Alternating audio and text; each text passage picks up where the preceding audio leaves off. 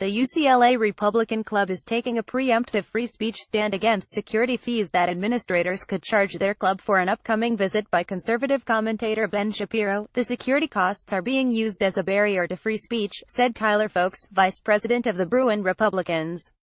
We have to risk our own financial stability simply to bring a mainstream conservative speaker to campus, an attorney for the students, in a letter to UCLA Chancellor Gene Block, said making the conservative political club pay security fees would be an unconstitutional violation of First Amendment free speech rights because most of the other 1,200 student organizations haven't had to do so when they've sponsored events. UCLA, under a 2009 policy, foots the entire security bill for events in which students, faculty and staff make up at least 70% of the audience. Administrators have asked the Republican Club representatives to sign an agreement that would hold them personally liable for security costs if the audience for the Shapiro event does not reach that threshold. UCLA spokesman Todd Tamberg said a speaker's viewpoint is never considered in assessing security fees. Administrators, he said, have worked closely with the Republican Club to ensure a free exchange of ideas, consistent with our university's commitment to free speech. The criteria used is content neutral and viewpoint neutral, he said. It is neither Republican or Democrat, conservative or liberal. According to the policy, university staff, police and fire officials determine security needs based on such criteria as the venue, expected audience size, publicity, timing and length of an event. Free debate, it states, should be actively protected and encouraged, even where the positions advocated are controversial and unpopular. Tamberg acknowledged that administrators have not asked all student organizations to sign security cost agreements, but he could not confirm what Bruin Republicans said they had been told by campus administrator Mike Cohn that the university had required them in only 4 other cases since 2009.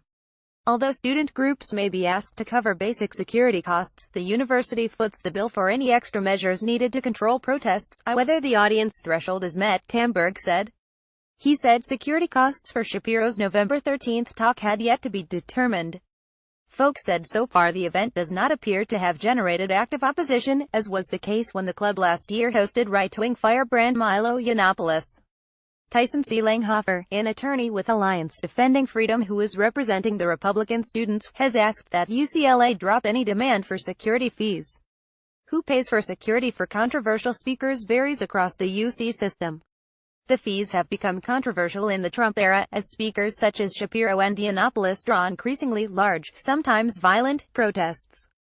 UC Berkeley charges student groups basic security fees, determined by criteria similar to UCLA's, and covers additional costs for major, controversial events.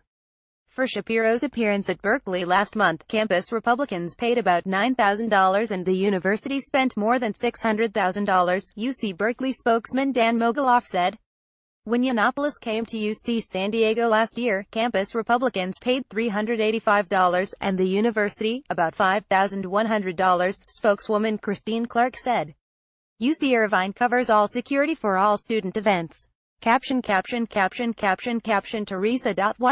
at lawtimes.com. Twitter at Teresa Watanabe. A previous version of this article said that campus Republicans paid $358 for security when Milo Yiannopoulos came to UC San Diego last year. The amount was $385. Colleges and Universities Education. UCLA Republican Party. Donald Trump.